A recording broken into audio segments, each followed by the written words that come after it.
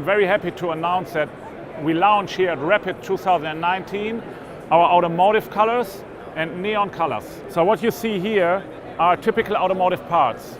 And the request from our automotive customers was to increase significantly light and heat resistance, because this is one of the key mechanical or technical requirements that the automotive industry has. So what you see here is a typical interior blend from a car inside. We keep the texture, so that's our based on our process, and it's using the new Automotive Black colors. Another example is this cup holder, a very typical automotive part.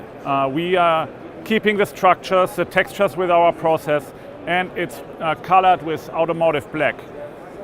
So why do we call it Automotive Black? Because the black color is the one and only standard color in the automotive industry.